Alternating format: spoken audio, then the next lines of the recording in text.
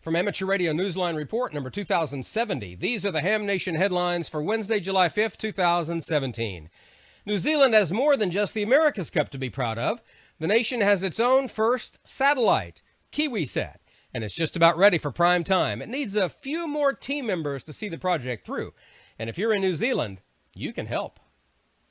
The amateur radio satellite is at its staging point, ready to transport a payload of big hopes and dreams for New Zealand's ham community as the nation's first satellite. The on-again, off-again project has suffered from a variety of obstacles over the years, but AMSAT ZL is hoping to get it into orbit at last. Organisers have been collecting names of KiwiSat members and other amateurs who have stepped forward to serve as launch coordinator or part of the support team working with the coordinator. There is already an engineering team prepared to move forward, so the priority for now has been to conduct environmental testing of KiwiSat and then tend to the details of launch timing, coordination and funding. The project has also been in search of a new leader of the engineering team, who can take up the reins from Fred Kennedy's at L1BYP, who has stepped down due to medical issues. For the Amateur Radio Newsline, I'm Jim Meachin, ZL2BHF. Does ham radio belong in a museum? Well, some kids in Tennessee would say yes, and not because amateur radio is a relic. The local children's museum is where radio comes alive for them.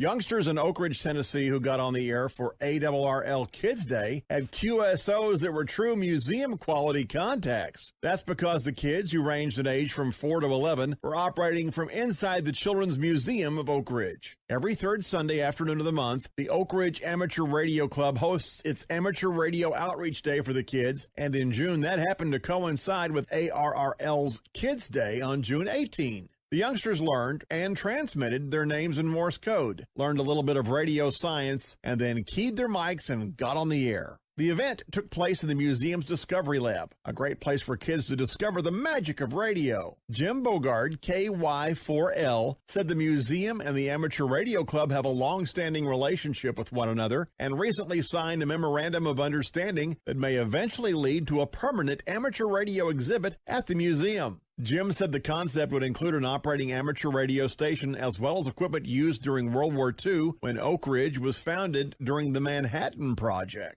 Meanwhile, he said the museum and the Ham Club are looking forward to the next Amateur Radio Outreach Day for youngsters, which will be Sunday, July 16th. For Amateur Radio Newsline, I'm Mike Askins, KE5CXP.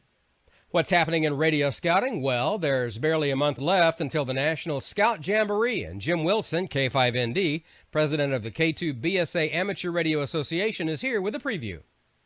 Our overall goal is to provide scouts exposure to amateur radio, explain what it is, how it is relevant to them, and provide an opportunity to try as many aspects of the hobby as possible within the constraints of the Jamboree. We're not selling amateur radio, but we are sharing it with a sincere hope that many will be favorably impressed or at least better informed. Ideally, a few will pursue it as a hobby or even as an inspiration for a career option. Our targets for amateur radio demonstrations are 10% of Jamboree participants. That's about 3,000. Radio Merit Badge, our target is 400 scouts. And ARDF Fox Hunting, we hope to see 100 teams compete in the course. We also will be operating a special event station with many amateur radio operators across the country and around the world seeking to make a contact with K2BSA. Propagation willing, we hope to provide that opportunity. For the rest of this week's Amateur Radio News, please listen to the full Amateur Radio Newsline report online on a repeater near you or on shortwave radio station WTWW at 9930 and 5085 kilohertz. And that's all from the Amateur Radio Newsline, your independent source for amateur radio news for 4 decades and counting at www.arnewsline.org. With Jim Meachin, ZL2BHF, Mike Askins, KE5CXP, Jim Wilson, K5ND, Karen Eve Murray, KD2GUT at the news desk in New York, and our news team across the globe. I'm Don Wilbanks, AE5DW 73. We'll see you next time here on Ham Nation. Now, here is the solar update with Dr. Tamitha Scove.